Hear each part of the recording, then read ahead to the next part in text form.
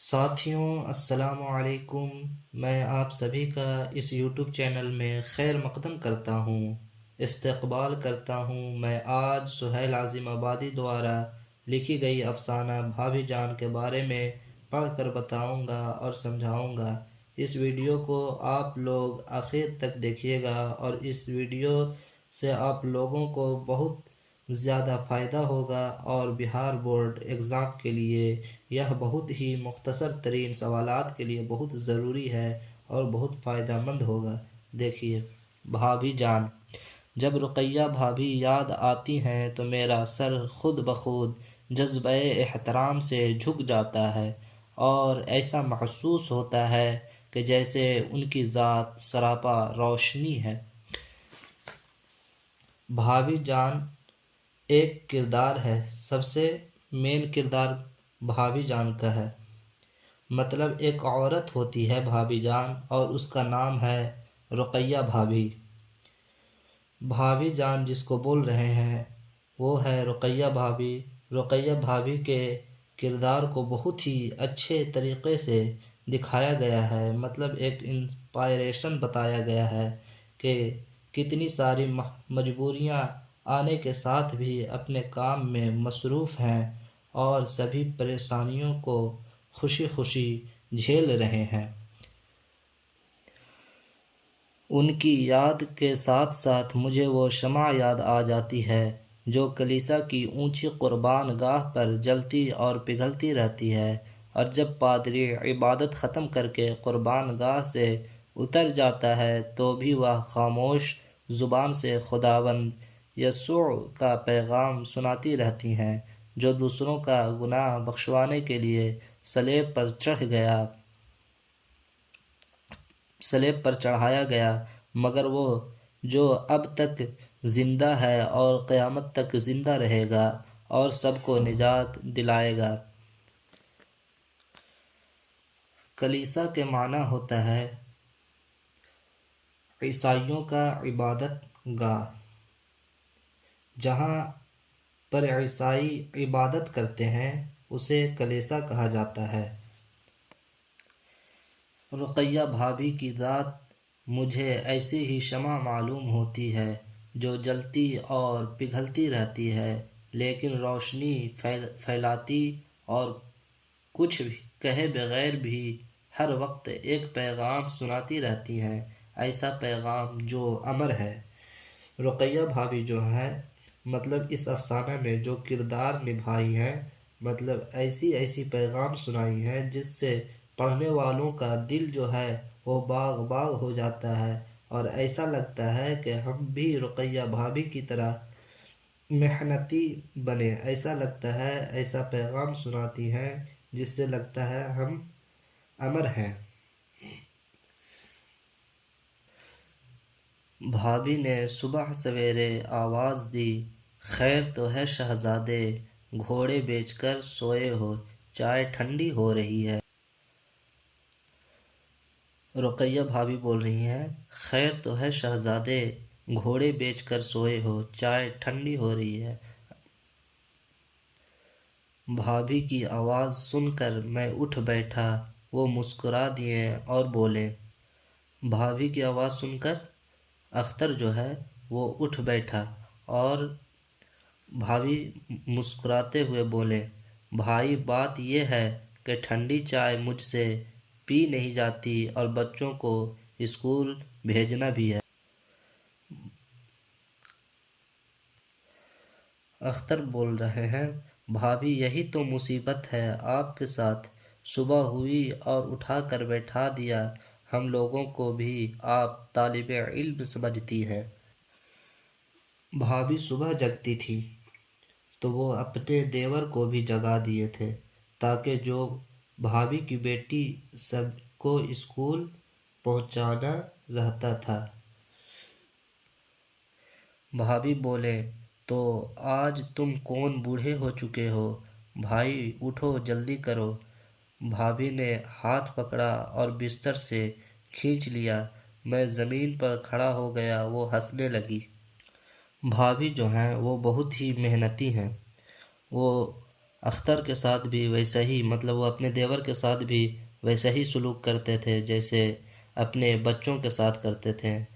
صبح اٹھا دینا اور صبح ناشتہ کرنے کے لیے اپنے دیور کو ضد کرنا، مطلب اختر کے ساتھ بچوں کی طرح سلوک کیا کرتے تھے۔ بھابھی نے ہاتھ پکڑا اور بستر سے کھینچ لیا۔ میں زمین پر کھڑا ہو گیا، وہ ہنسنے لگی۔ بھابھی جو ہیں وہ اختر کو ہاتھ پکڑ کر بستر سے نیچے گرا دیے اور زمین پر کھڑا ہو گیا۔ بھابھی ہنسنے لگی۔ میں بولا شکر ہے میں آپ کا اسٹوڈنٹ نہیں ہوا۔ اختر بول رہا ہے شکر ہے میں آپ کا اسٹوڈنٹ نہیں ہوا۔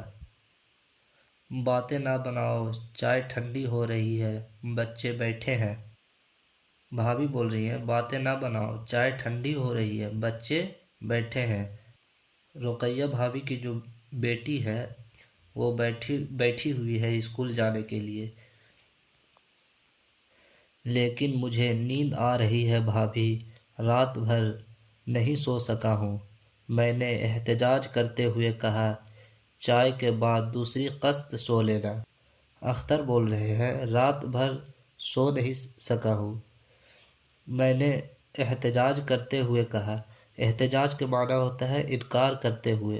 انکار کرتے ہوئے کہا چائے کے بعد دوسری قسط سو لینا۔ چائے کے بعد مطلب دوسرے وقت سو لینا۔ قسط کا لفظ سن کر میں ہنس پڑا اور وہ بولے شاعر ہو کر داد نہیں دیتے۔ اختر جو ہے وہ شاعری بھی کیا کرتے تھے، وہ شاعر بھی تھے۔ کیا لفظ میں نے استعمال کیا ہے، اگر نوابان اودھ باقی ہوتے تو اس ایک لفظ کے استعمال پر ایک جاگیر تو ضرور بخش دیتے۔ چلو بھائی تم ذرا جلدی کرو، اتنا ہی صحیح۔ بھابھی بول رہی ہیں چلو بھائی تم ذرا جلدی کرو، جلدی اٹھو، اتنا ہی صحیح تمہارے لیے۔ اور بھابھی کھانے کے کمرے میں چلی گئیں یہ بول کر۔ اور جب تھوڑی دیر میں میز پر پہنچا تو بچے چائے ختم کر رہے تھے۔ ننھی ریحانہ بولی، ریحانہ جو ہے وہ رقیہ بھابھی کی بیٹی ہے، ریحانہ رقیہ بھابھی کی بیٹی ہے۔ ریحانہ بولی چچا جان ہم لوگ چائے ختم کر چکے ہیں، اب آپ ہماری جھوٹی چائے پیجیے۔ یہ کون بول رہے ہیں؟ ریحانہ بول رہی ہے اپنے چچا سے، اختر سے، کہ چچا جان ہم لوگ چائے ختم کر چکے ہیں، اب آپ ہماری جھوٹی چائے پیجیے۔ اسکول کی لاری نے ہارن بجایا اور بچیاں تالی بجاتی ہوئی باہر چل دیں۔ بھابھی نے چائے ڈھال کر میری طرف بڑھائی اور بولے اگر تم جوان اتنی دیر تک سوتے رہو گے تو کیا کرو گے؟ بھابھی جان بولتی ہے اگر تم جوان اتنی دیر تک سوتے رہو گے تو کیا کرو گے؟ تو اختر بولتا ہے شاعر کہوں گا اور کیا کروں گا۔ بھابھی بولتی ہے اور کچھ نہیں۔ بھابھی معنی خیز انداز سے مسکرائیں، میں کچھ جھیپ سا گیا۔ بھابھی مسکراہٹ بہت دور تک اشارے کر رہی تھی، پھر وہ آہستہ سے بولی تمہارے بھائی جان ٹھیک 4 بجے اٹھ بیٹھتے تھے اور چائے پی کر کام شروع کر دیتے تھے۔ شروع میں تو مجھے بھی بڑا جبر ہوتا تھا۔ جبر کے معنی ہوتا ہے ظلم و ستم، ظلم و ستم، جبر ہوتا تھا، لیکن آج صبح اٹھنے کی عادت کام آ رہی ہے۔ میں نے پلٹ کر دیکھا، بھابھی کی سنگار میز پر ننھے بھائی کی خوبصورت سی رنگین تصویر رکھی ہوئی تھی، وہ مسکرا رہے تھے۔ اس تصویر کے پاس بھابھی اور بچوں کی تصویریں تھیں۔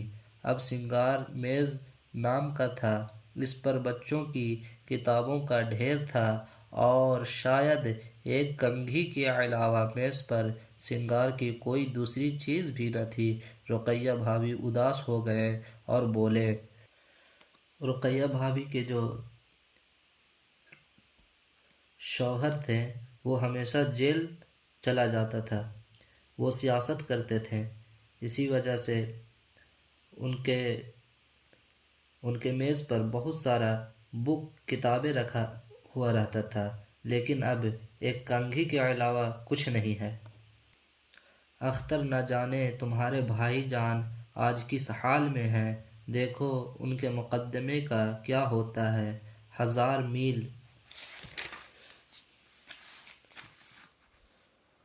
میل کی دوری پر